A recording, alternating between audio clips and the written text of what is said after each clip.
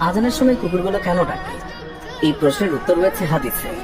আজান দিলেই কুকুরগুলো ডেকে ওঠে, এর কারণ আজানের শব্দ শুনে শয়তানকে বায়ুতে করতে করতে পলায়নরত অবস্থায় দেখে কুকুরগুলো ডাকতে থাকে। মোরগ ফেরেশতা দেখলে ডাকে। সহিহ মুসলিম। গাধা শয়তান দেখলে চিৎকার করে। সহিহ মুসলিম। কুকুর ও গাধা অনিষ্ট সৃষ্টিকারী জিন তথা শয়তান দেখে চিৎকার করে।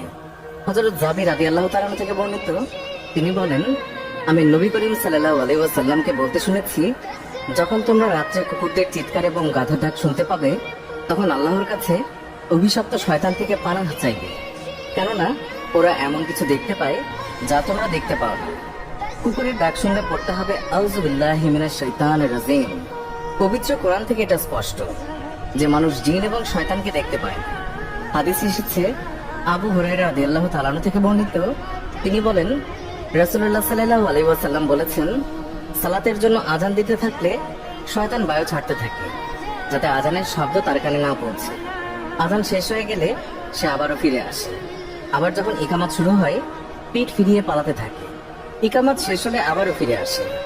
সালাতে মানুষের মনে সন্দেহ তৈরি করতে থাকে। সে বলে, অমুক বিষয় স্মরণ করো, তমুক বিষয় স্মরণ করো। যেসব বিষয় তার মনে ছিল না, সেসব বিষয় তখন তার মনে পড়ে যায়। পরিশেষে মানুষ অবচেতন হয়, আর বলতে পারে না কত রাকাত সালাত বা নামাজ সে আদায় করেছে। বর্তমান দুনিয়ায় দেখবেন কিছু মানুষ যারা সমাজে উচ্চ মর্যাদাবান, তারা প্রায় আজান নিয়ে বিরূপ মন্তব্য করে থাকেন। যেমন আজানের শব্দে ঘুম হয় না, আজানের শব্দ বায়ু দূষণ হয়, ইত্যাদি ইত্যাদি। নাউজুবিল্লাহ। হতে পারে তারা উচ্চশিক্ষায় শিক্ষিত, কিন্তু হাদিস অনুযায়ী তারা শয়তানের ভাই এবং মানুষ শয়তান। অনেকেই ভাবেন মানুষ শয়তান বলতে কিছুই নেই। ওই সকল মানুষ জানেন না যে মহান আল্লাহ কোরআনে মানুষ শয়তান আছে সেটাও বলে দিয়েছেন। কুকুর সহ অন্যান্য যত প্রাণী আছে, তাদের ভাষা যেমন আমরা বুঝতে পারি না, তেমনি তারা কি দেখছে তাদের চোখ দিয়ে সেটাও বোঝার মতো বর্তমান দুনিয়ায় কোনো পদ্ধতি আবিষ্কৃত হয়েছে কিনা আমার জানা নেই। আরো একটি বিষয়, সেটি হচ্ছে, খেয়াল করলে দেখবেন কুকুর ঘেউ ঘেউ করে ডেকে ওঠে কোনো না কোনো কারণবশত। হতে পারে আঘাত পেলে, অথবা মানুষ কুকুরকে মারতে গেলে, অথবা অন্য কোনো প্রতিদ্বন্দ্বী প্রাণীকে দেখলে, ইত্যাদি বিভিন্ন কারণেই সে ডেকে ওঠে। আজানের সময় শয়তানকে দেখে এক কুকুর অন্য কুকুরকে বা অন্য প্রাণীকে সতর্ক করে। স্বাভাবিকভাবে একটি কুকুর চায় তার এলাকায় যাতে অন্য কোনো প্রাণী না চলে আসে, বা কুকুর তার মালিককে বাঁচানোর জন্য এরকম করে থাকে যাতে মালিকের ক্ষতি না হয়। তাই ডাকের মাধ্যমে সে আগেই তার উপস্থিতি বুঝিয়ে দেয়। কারণ ছাড়া কুকুরের ডেকে ওঠার নজির খুব কম। কুকুর আজানের সময় কিছু না কিছু দেখে ডেকে ওঠে, বা তারা যেটা দেখতে পায় সেটা আমাদের চোখ দ্বারা দেখা সম্ভব নয়। শয়তানকে কুকুর অত্যন্ত ঘৃণা করে এবং তাদেরকে তাড়িয়ে দিতে চায়। এবং আপনি জানেন কি, কুকুরের প্রবণতা হচ্ছে অপরিচিত কাউকে যখন সে দেখে, সে ঘেউ ঘেউ আওয়াজ করতে থাকে, চিৎকার চেঁচামেচি করে। শয়তান তো কুকুরের কাছে অপরিচিত, আর শয়তান বিভিন্ন সময় বিভিন্ন সুরত এবং চেহারা নিয়ে মানুষ কিংবা অন্যান্য প্রাণীর সামনে হাজির হয়। সেই সময় কুকুর তাদেরকে দেখে, তারা চিৎকার বা ঘেউ ঘেউ করতে থাকে।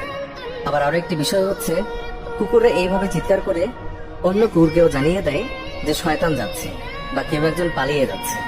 হযরত জাবির ইবনে আব্দুল্লাহ রাদিয়াল্লাহু তাআলা বলেছেন, রাসূলুল্লাহ সাল্লাল্লাহু আলাইহি ওয়াসাল্লাম বলেছেন, তোমরা রাতে কুকুরের ঘেউ ঘেউ শব্দ শুনতে পেলে শয়তানের কাছ থেকে আল্লাহ তাআলার কাছে সাহায্য চাইবে, কেননা তারা যা দেখতে পায় তোমরা তা দেখতে পাও না।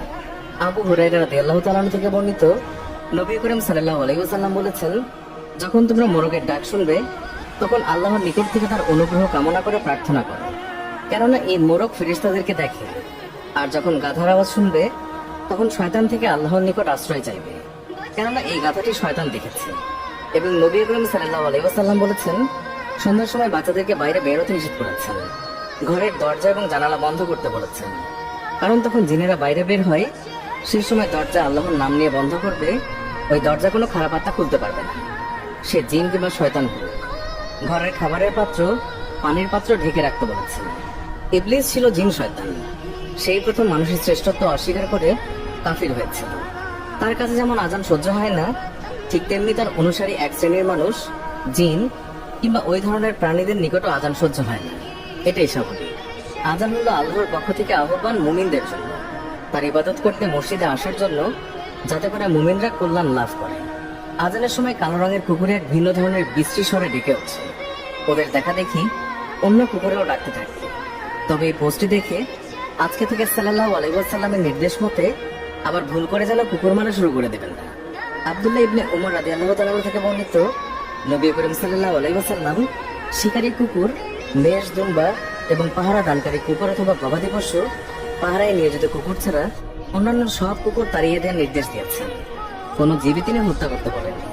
সুপ্রিয় দর্শক, এই ছিল আমাদের আজকের ভিডিও।